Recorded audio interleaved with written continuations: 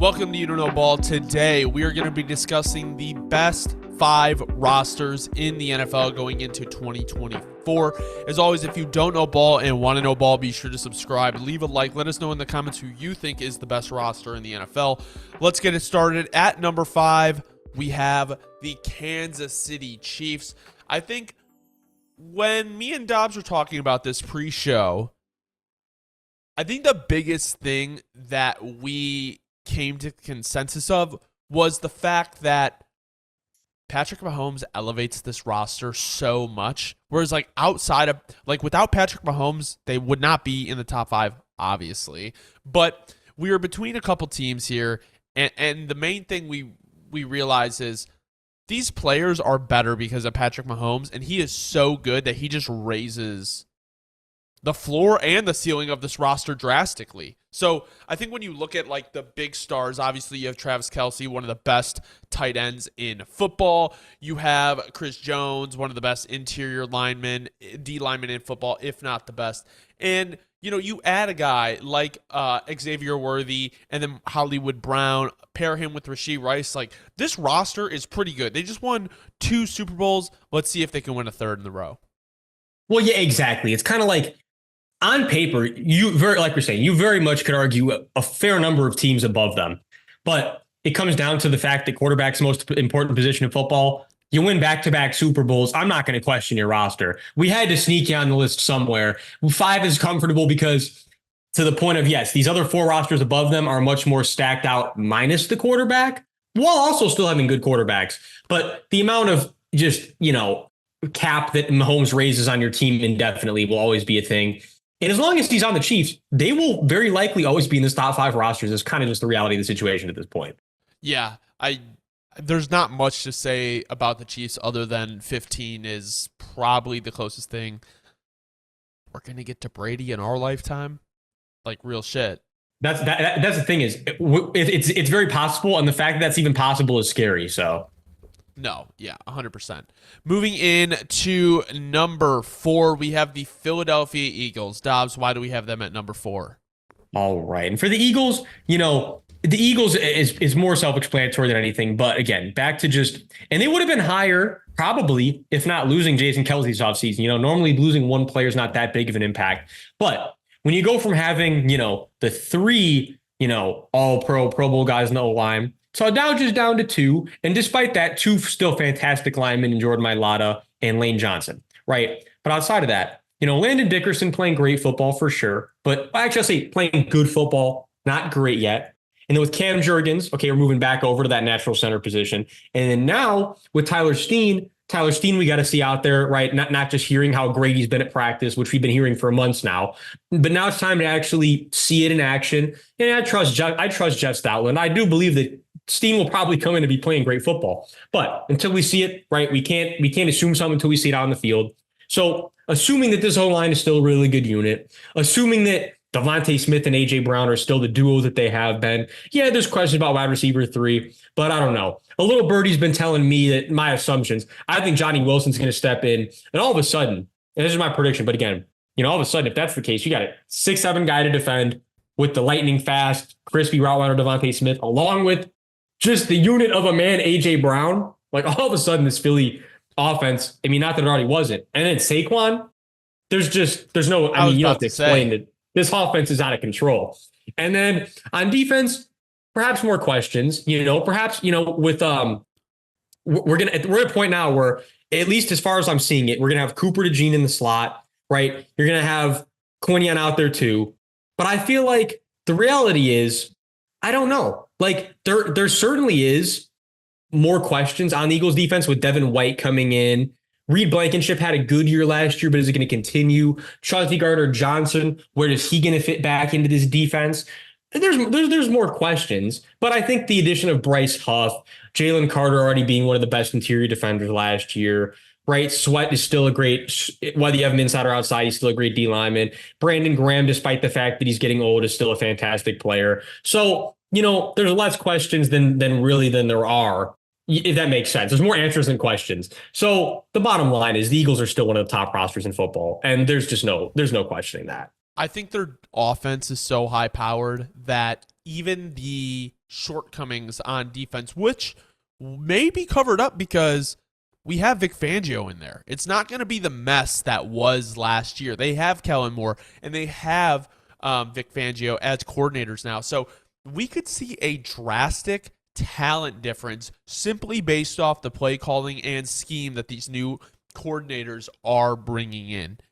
At number 3, we have the Baltimore Ravens. So it's tough because I do think that you could almost argue that the Eagles should be here. And I think the main reason you can argue that is because of all the turnover on the offensive line. But you're able to bring back Justin Madubuike. You go out and draft Nate Wiggins to help supplement that secondary. And then you bring in Derrick Henry. My main issue with this team is the wide receiver room. I think we've talked about for a long time. We always talk about it, Dobbs, is, oh, well, Lamar's 4 years in a row at this point. Like, it's literally getting out of control, bro. Lamar's never had the weapons. They go get OBJ last year to pair with Zay Flowers. And then we're back to square one. It's Zay Flowers, and then you have Aguilar and Bateman. I mean, you can argue Mark Andrews is basically your wide receiver too, but I mean, it's never something you want. Well, yeah, exactly. And it's never something you want when Mark Andrews is now all of a sudden pretty injury prone on top of everything else. And again, so I just want to like lay out my thoughts here. Like, number one, back to what you were saying about the receivers, like, oh, you know that we agree on that 100%. And my biggest problem with the receiving core is not even just that Zay's the number one. It's that Zay's the number one, and he's not even playing primarily in the slot. Like, that's where he's going to cook the most. Again, like I say about this, I've said about this man probably like 5 times now. Not that, Zay cannot play on the outside. He can. But I think you're for sure maximizing in the slot, getting a bigger body on the outside, which they refuse to do. And again, okay, let's assume Rashad Bateman takes a big jump this year. You still don't have your Y guy or your X guy, depending on where you're playing Rashad. And it's like, I love Deontay Hardy. As a Saints fan, I always have a spot for him in my heart. Our one of our returning legends over there, punt returns, kick returns. But the bottom line is Deontay Hardy hasn't evolved into the player I thought he was going to be. And I don't think that he's necessarily the wide receiver 3 you want to have as your wide receiver 3, right? And, back to your point about the O-line, there's a lot of questions about this O-line now. I think what gives the Ravens that lift, though, maybe, and again, you could, Eagles fans, you could argue with me, and I would understand completely that if you think the Eagles have a better roster than the Ravens, I get it. But I think that my thing is, and I'm sure Hunter would agree, when you just look at this defense, though, yeah. And again, yes, losing the DC last year, McDonald, is going to have an effect. But if it doesn't have that big of an effect, and they can even play similar to how it was last year, this defense is absolutely locked and loaded. It is full of talent. And I think when you look at just how talented they are on that side of the ball, paired with the fact that you have the MVP, the reigning MVP, and you have a good offense. It's not a great offense, but it's a good offense with pretty much, you could argue, the best defense in the league. I think that's kind of what gives them that edge. I think another thing too, and Eagles fans may not like this, and this is kind of why we argued the Chief. Lamar Jackson to me is a better quarterback than Jalen Hurts. Oh, 100%. Like, he is. So I think that is another reason they can have the edge here. But moving into the number 2 spot, we have the Detroit Lions. With what they did on defense and what they did on offense, the main issue I have is with their wide receiver 3 spot. It is just a little bit scary, but getting Carlton Davis, going out and getting Ennis Rakestraw, going out and getting Terrion Arnold. Then you add DJ Reader. You add Marcus Davenport. On offense, you have Sam Laporta, who's developing into one of the best tight ends in football. If you go starter for starter on this team, there are very, very, very few teams that you can make the argument have a better roster. No, absolutely. Like, that's kind of the thing is, look, when you look at the Lions roster, you're just like, man, oh man, they really have committed to going all in. I mean, the D line is set. You could get nitpicky with the linebacker core, and I would understand. I would. But I'd say on top of that, excuse me, you still have a young guy in there in Jack Campbell who's going to hopefully keep getting better.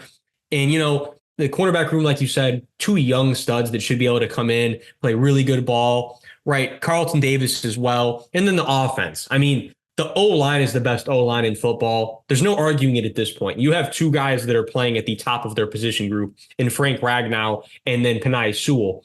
Penei Sewell finally overtaking Trent Williams. Trent's been on a 9-year tear now. I'd say this last year was maybe the first year in like 7, 8, 9 years where Trent Williams was not the best tackle on tape, despite that they don't play on the same side of the ball, right, left and right. But bottom line is Penei Sewell is playing out of his mind over there on the right side. And then Sam Laporta is already one of the best tight ends in all of football. I mean, Amon-Ra St. Brown is the slot killer. Him and CeeDee Lamb are the slot killers. I mean, Jared Goff playing the best ball of his career. Jahmyr Gibbs is already looking like an absolute stud his rookie year. I mean, and to your point, the last thing I wanted to say is I'm with you 1,000% about that wide receiver 3. But, hey, look, funny enough, we could look at the years recently where the Chiefs have won the bowl. We'll look at their wide receiver 3. We could look at all the years the Patriots won the Super Bowl. We'll look at their wide receiver 3. And you come down to the realization, you know what? X, Y, tight end, that's really what matters. And you can say at this point that the Lions have that, and the Lions are set to go compete for a Super Bowl. There's no two ways about it. Well, with our number 1 spot, we'll be talking about the team that beat them. The San Francisco 49ers have the best roster in the NFL. I think, Dobbs, when you take into account that, I'm not going to lie, my biggest worry is that I feel like for the last couple years, they have kind of been like, okay, our O-line's getting older. It's relying on Trent Williams really heavy. And I know the Shanahan offense has more relied on its offensive weapons than it has their offensive line. Like, they have a stud, and then they have probably an average O-line, and then they supplement it by quick pass game, getting it to their playmakers, and that's how they keep their offense going. With that being said, if Trent Williams gets to that point where he's going to retire, I know when we talked to Wayne Breezy, he said that they would go out and trade for a left tackle. Maybe a team doesn't want to trade their star left tackle. And I think that's my main concern is going to be when you have to pay Brock Purdy and Trent Williams is gone. But overall, right now, player for player, there's not a better team. And adding Devondre Campbell in free agency was insane to me. No, it completely, it got kind of overshadowed for whatever reason. But yeah, exactly. You're adding a guy that was an all-pro just a couple of years ago to the unit that already has Fred Warner and Dre Greenlaw. I mean, Lord have mercy. And then on top of that, that's the thing is, you could go bar for bar, and the Niners are the Kings. I mean, look, Jair Brown, his rookie year, was already playing in the top 20% of safeties. He played fantastic in the playoffs, great in the Super Bowl, coming in for Hufanga. Now you move him over to free safety because he didn't have to play that strong side where Hufanga was playing. You have Hufanga back, who's already shown us he's an all-pro safety. Damador Lenore is kind of really coming into his own as an outside corner. Along with that, Javarius Ward, coming from the Chiefs, Javarius Ward turned into one of the best corners in the entire league now. So the Niners have two fantastic starting corners. Right, we don't know how things with Ayuk look shaky. But even if Ayuk presumably is out the door soon, we got Slick Rick, we got Debo, we got my boy Jacob Cowling, who I think is going to surprise so many people in his pro career. And then to your point about the O-line, there's questions, but Feliciano had a really good year last year. McKivitz is playing very, very serviceable football. Brendel's serviceable. And to Wayne Breezy's point, also he said this O-line is more about getting horizontal, and they have a bunch of guys that can get horizontal, right? I mean, they're still going to be able to play Niners football. George Kittle is playing the best football of his whole career right now, despite the fact that he's more injury prone than ever. It doesn't really matter because he's making it work, and George Kittle has been playing fantastic ball as a blocker, as a pass catcher, knowing when to sit in space. Brock Purdy's playing a hell of a lot better than anyone ever could have expected. And then on top of that, right, if not, he's one of the best quarterbacks in the league already. I mean, Brock Purdy's playing amazing football. I don't want to short him, Niners fan. And then on top of that, Christian McCaffrey, the future Hall of Famer. So how can we not have the Niners at number 1? So thank you guys so much for watching. As always, if you don't know ball and want to know ball, be sure to subscribe, leave a like, let us know in the comments who you think has the best roster in the NFL going into 2024. Thank you so much for watching. Have a great rest of your night.